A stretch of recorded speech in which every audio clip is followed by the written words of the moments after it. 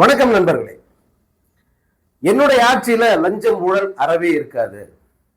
நான் யார் பணத்தையும் நான் தொடவே மாட்டேன். அதுக்கான அவசியம் எனக்கு இல்லை.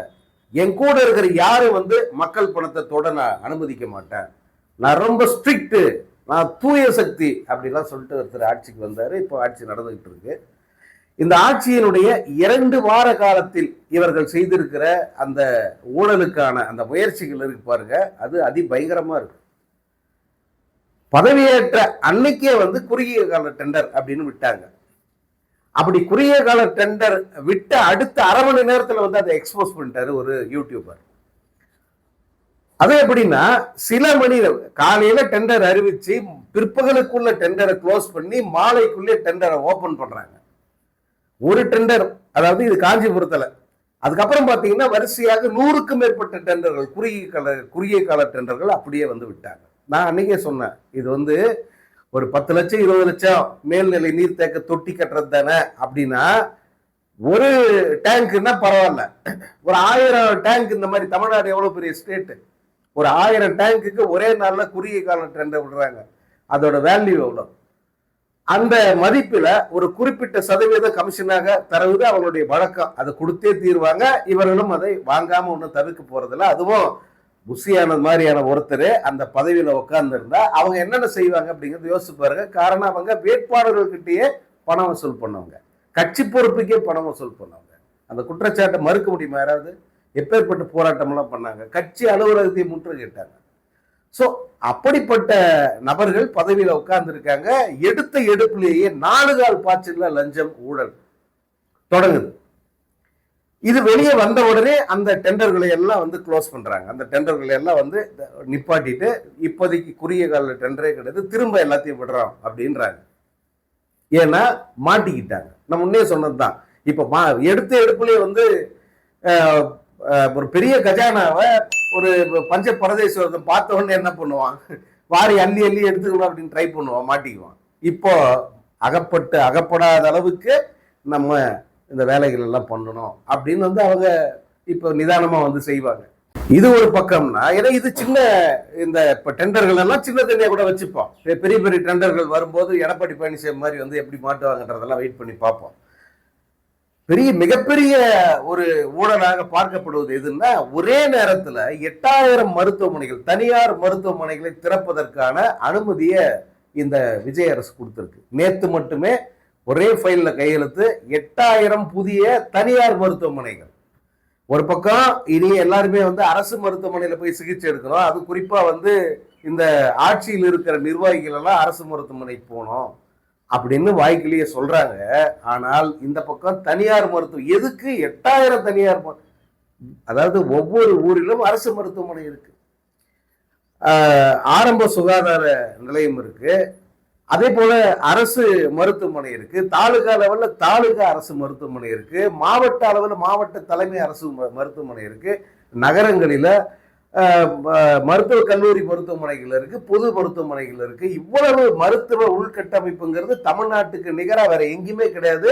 வெளிநாடுகளிலிருந்து மெடிக்கல் டூரிசம் அப்படின்னு சொல்லிட்டு தமிழ்நாட்டுக்கு வர்ற அளவுக்கு இங்க மருத்துவ கட்டமைப்புங்கிறது த பெஸ்ட் அப்படின்னு சொல்ற அளவுக்கு இருக்கு. ஆனா இதுல தனியார் மருத்துவமனைகள், இவ்வளவு தனியார் மருத்துவமனைகளை திறந்து வைக்கிறதுக்கு என்ன காரணம் அப்படிங்கிற அந்த கேள்விக்கு அருண்ராஜ் அவர்கள் தான் பதில் சொல்லணும். இது ஒரு இன்னொரு இது ஊழலுடைய இன்னொரு ஆரம்பம். அப்புறம் முக்கியமானது எதுன்னா, அந்த FL2 மதுக்கடைகள். இப்ப இவங்க 717 கடைகளை மூடுறேன்னு சொன்னாங்கல்ல, நம்ம கூட மூடிட்டாங்க போல இருக்கு அப்படின்னு ஒரு சில கடைகளை பார்த்துட்டு படு வேகமா இருக்காங்களே அப்படின்னு நினைச்சா அப்படியெல்லாம் ஒண்ணும் இல்லை. ஒரு சில கடைகளை மூடி இருக்காங்க, அவ்வளவுதான். ஆனா மெயின்ல நல்ல வருமானத்தோட நிறைய கூட்டம் இருக்கிற மதுக்கடைகள் இன்னும் அப்படியே செயல்பட்டுக்கிட்டு தான் இருக்கு. பொதுமக்களுக்கு இடையூறுங்கிறத பத்தி எல்லாம் அவங்க கவலையே படல. பெண்களோ அல்லது சாதாரண இப்போ குடிக்காத நபர்கள் அந்த பக்கமே போக முடியாதுன்ற அளவுக்கு ஒரு மெயின் ரோட்ல கடைகள் இயங்கிட்டு தான் இருக்கு. அல்லது கோயில் ஒரு 500 மீட்டருக்குள்ளேயே கோயில் இருக்கு, அங்க கடைகள் இயங்கிட்டு தான் இருக்கு. இப்போ இந்த கடைகள், சில கடைகளை மூடினாங்கல்ல, அதற்கு பதிலாக அதே இடத்தில் அல்லது அதற்கு அருகில் புதுசாக தனியார் மதுபான விடுதி, அதாவது ரெக்ரியேஷன் கிளப்புங்கிற பேர்ல அல்லது மணமகிழ் மன்றங்கள் அப்படிங்கிற பேர்ல வந்து இவங்க தனியாக இந்த பார்களை வந்து ஓபன் பண்றதுக்கு அனுமதி கொடுத்திருக்காங்க. அதுவும் கூட வேக வேகமாக 2 நாட்கள்ல வந்து பல இடங்கள்ல இந்த மாதிரியான மதுபான விடுதிகளை நடத்துவதற்கு அனுமதி கொடுத்திருக்காங்க. நீங்க இப்ப மற்ற விஷயங்கள்ல இந்த டெண்டர் விட்டதுல சரி தவறிட்டாங்க. இந்த மருத்துவமனைங்கிறது சரி பொதுமக்களுக்கு ஏதோ ஒரு வகையில் அது நன்மை தானே, மருத்துவமனை திறந்தா என்ன அப்படின்னு கூட கேட்டுடலாம். ஆனால் இந்த மதுபான விடுதி அதை எடுத்திருக்கிறதெல்லாம் யாருன்னா பெரும்பாலும் தாவேக்காவை சேர்ந்த நிர்வாகிகள். அவங்களுக்கு தான் வந்து இந்த டெண்டர் கொடுத்து FL2ங்கிற அந்த பார்களை கொடுத்துருக்காங்க. இந்த ஆட்சி பதவி ஏற்பதற்கு முன்பே பேசப்பட்டது எதுன்னா அந்த மதுபான கூடங்களையே வந்து தனியாருக்கு கொடுத்துட போறாங்க அப்படிங்கிறது தான். அதுல குறிப்பிட்ட ஒரு 2-3 நபர்களே தமிழ்நாட்டினுடைய மொத்த அந்த மதுபான கூடங்களையும் அவங்க எடுத்து நடத்த போறாங்க. அரசு வந்து அதை கை கழுவ போகுது. தனியாருக்கு வந்து இப்ப அரசுக்கு 50,000 கோடி இந்த மதுபான விற்பனையால வருது அப்படின்னா அதையே அப்படியே வந்து 2 மடங்கு 1 லட்சம் கோடி வந்து நாங்க தனியார்கிட்ட இருந்து வாங்கிட்டு அவங்களுக்கு கொடுக்க போறோம் அப்படின்னு சொல்லிட்டு ஒரு காரணத்தை சொல்லி தரப்போறாங்க அப்படின்னு ஒரு பெரிய பரபரப்பு ஒன்று ஓடிக்கிட்டு இருந்தது. இப்போதைக்கு அது அடங்கி இருக்கு. ஆனா எப்ப வேணா இந்த திட்டம் வந்து அரங்கேறலாம். இப்போ பொதுவா என்ன நினைப்பாங்க, அரசு ஏன் வந்து மது விற்கணும், 50,000 கோடி வருது, சரி அரசு விற்காம தனியாருக்கு கொடுத்துட்டா 1 லட்சம் கோடி வந்துச்சுன்னா நமக்கு லாபம் தானே, ஏன் வந்து அந்த தொழிலை வேற செய்யணும், யாரை நடத்திட்டு போறான், யாரை வித்துட்டு போறான் அப்படின்ற மனநிலைக்கு வந்து மக்களை தயார்படுத்திட்டு இதை தனியாருக்கு தரப்போறாங்க. அதை குறிப்பிட்ட ஒரு குடும்பமே நடத்த போகுது அப்படிலாம் வந்து ஒரு பேச்சு இருக்கு. அது என்ன நடக்க போகுது அப்படிங்கிறத நம்ம பொறுத்திருந்தா பார்க்கணும். ஸோ இந்த லஞ்சம் ஊழல் முறைகேடுங்கிறது எடுத்த எடுப்புலேயே வந்து தருகிட்டு போகுது. அப்போ இன்னும் வருகிற காலங்களில் என்ன மாதிரியான ஒரு லூட்டிங் நடக்கும் அப்படிங்கிறத நீங்க யோசிச்சு பாருங்க. இதன் பின்னணியில வந்து ஒரு அதிபயங்கரமான சதி இருக்கு அப்படிங்கிறது ஒரு பல பேர் சொல்றாங்க. நம்ம யோசிச்சு பார்த்தா ஆமாம்ல இப்படியெல்லாம் ஏன் நடந்திருக்க கூடாது அப்படின்ற ஒரு கேள்வி வருது. அது என்னன்னா, விஜயை முதல்வராக்குவதற்கு இவர்கள் போட்ட அந்த பின்னணி திட்டம் ஒரு குறிப்பிட்ட ஒரு குடும்பம், அதாவது இப்போ எல்லாருமே வந்து இந்த லாட்ரி மார்ட்டின் அந்த குடும்பத்தை தான் வந்து சந்தேக கண்ணோட பார்க்குறாங்க. இவர்களுடைய வேலை தாண்டா இவ்வளோ மொத்தமும். இவங்க திட்டம் போட்டு வந்து திமுகவை வெளியேற்றணும், விஜயை கொண்டு வந்து உட்கார வைக்கணும். அதிகாரத்தின் அனைத்து நிலைகளிலும் அரசியலின் அனைத்து மட்டங்களிலும் அவர்கள் குடும்பத்தினுடைய அந்த கரங்கள் ஆக்டோபஸ் கரங்கள் மாதிரி வந்து அது இருக பிடிச்சிருக்கணும் அப்படின்னு அவங்க நினைச்சு இந்த திட்டத்தை போட்டிருக்காங்க அப்படின்னு சொல்றாங்க. அது என்னன்னா, இங்க அதாவது ஆதவ அர்ஜுனா அவரு முதல்ல திமுகவில் இருந்தாரு, அப்புறமா திருமாவளவன் கட்சிக்கு போனாரு. திருமாவளவன் கட்சியில் இருந்துகிட்டு திமுக எதிராக குரல் கொடுத்தாரு. அதாவது திமுகவினுடைய இமேஜை சிதைக்க முதல் கல் எரிஞ்சது யாருன்னா இந்த ஆதவ அர்ஜுனா.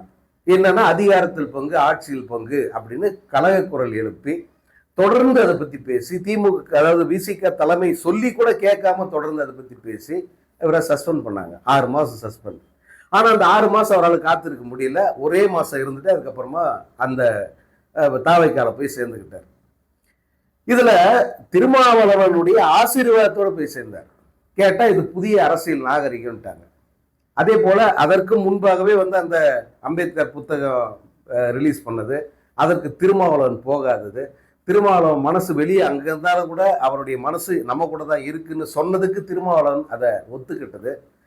இதெல்லாம் வந்து அவங்க பின்னணியில ரகசியமாக செஞ்ச ஒரு டீல், அவங்களுடைய அஜெண்டா இது அப்படின்னு சொல்றாங்க. இப்போ இங்க ஆதவ அர்ஜுனா தாவேக்காவுக்கு போயிட்டாரு. ஆனா விசிகாவோட உறவு தொடருது. ஏதோ அவர்களுக்குள்ள வந்து ஒரு புரிதல் அவங்களுக்குள்ள இருந்தது. எப்படின்னா, தேர்தலில் சீட்டு ஒதுக்குறாங்க விசிகாவுக்கு.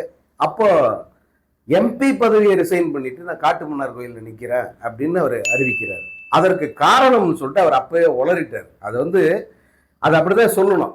அதாவது அவரு தெரிஞ்சு சொல்லல, ஆனா உளறிட்டார். என்னன்னா, இங்க தொங்கு சட்டமன்றம் வருவதற்கு வாய்ப்பு இருக்கு, அதனால என்னுடைய பிரசன்ஸ் இங்க ரொம்ப முக்கியம், நான் வந்து கட்சியை வேற வளர்க்கணும், அதனால வந்து நான் இங்க போட்டி போடுறேன் அப்படின்னு சொல்லிட்டு அப்புறம் இது பெரிய பிரச்சனையை சர்ச்சையான உடனே வந்து அவர் பின்வாங்கிட்டார். சர்ச்சை எதில் வந்ததுன்னா, கட்சிக்குள்ள இருக்கிற மற்ற நிர்வாகிகள் இருக்காங்கல்ல, முக்கியமான நிர்வாகிகள், கட்சிக்குள்ள சிந்தனை செல்வன் மாதிரியான நிர்வாகிகள் வந்து இதை ரசிக்கல. இந்த தடுமாற்றம், திருமாவனுடைய முன்னுக்கு பின்ன பேச்சு, அதே போல தாவைக்கா கூட ஒரு ரகசிய உறவு தொடர்றது, ஆதவர்ஜுனாவை இவரை சந்திக்கிறது, பேசுறது, இதை விரும்பாத பல நிர்வாகிகள் வந்து அதுல இருக்காங்க, இப்பயும் இருக்காங்க. சோ இவர்கள் திட்டம் போட்டு ஏற்கனவே வந்து திமுகவை அந்த அவங்களுடைய இமேஜை வந்து சிதைக்கிற வேலையில ஈடுபட்டாங்க. அந்த பக்கம் காங்கிரஸ் வந்து அதே வேலையில் ஈடுபட்டது. அந்த பிரவீன் சக்கரவர்த்தி எல்லாம் வந்து அதே பொழப்பா இருந்தாங்க. அவங்க வந்து இங்க திமுகவை ஒழிச்சு கட்டினோம், கூடவே இருந்து ஒழிச்சு கட்டினோம். இப்போ திமுகவில் இருந்து, திமுக கூட்டணியில இருந்து விடுதலை சிறுத்தைகளோ காங்கிரஸோ அங்க போறதை யாருமே தடுக்கல. மு.க. ஸ்டாலின் சொன்னது, எங்களால இவ்வளவுதான் கொடுக்க முடியும், இருந்தா இருங்க, உங்க விருப்பம், அது அரசியல் முடிவு எடுக்கிறது உங்க விருப்பன்றத அன்னிலன்னு சொல்லிக்கிட்டு இருக்காரு. ஆனாலும் அங்க போகாம இங்க இருந்துகிட்டே இந்த கட்சியை காலி பண்ணு, இந்த கூட்டணி காலி பண்ணுன்றது இவங்க நோக்கமாக இருந்திருக்கிறது அப்படின்னு இப்போ சொல்வதை யாரும் மறுக்க முடியல. ஆமாடா, இவங்க ரகசியமா வந்து இவங்களுக்குள்ள ஒரு அண்டர் டீலிங் இருந்திருக்கு அப்படிதான் வந்து சொல்றாங்க. இந்த பக்கம் ஆதவர்ஜுனா இப்படி ஒரு பிளான். அப்புறம் பாத்தீங்கன்னா அங்க ஆதவர்ஜுனாவுக்கு நேர் எதிராக கடுமையான குற்றச்சாட்டுகளை சொல்லி மார்ட்டினுடைய மகன் பாண்டிச்சேரியில் கட்சி ஆரம்பிச்சு கட்சி நடத்தி அங்க பல நூறு கோடியை வந்து செலவு பண்ணி அவர் வந்து ஒரு எம்எல்ஏவும் ஆயிட்டாரு. இன்னொரு பக்கம் மார்ட்டினுடைய மனைவி அந்த லீமா ரோஸ்ன்ற அந்த பெண்மணி எடப்பாடியை வந்து எப்படியோ மண்டையை கழுவி எடப்பாடி கிட்ட சீட்டு வாங்கிட்டாங்க. கட்சியில அவங்க பெரும்பணம் செலவு செய்து ஜெயிச்சிட்டாங்க. ஜெயிச்சதோடு இல்லாம அதிமுகவே ரெண்டா உடைச்சு ஒரு பிரிவை வந்து தாவேக்காவை சப்போர்ட் பண்ண வச்சுட்டாங்க.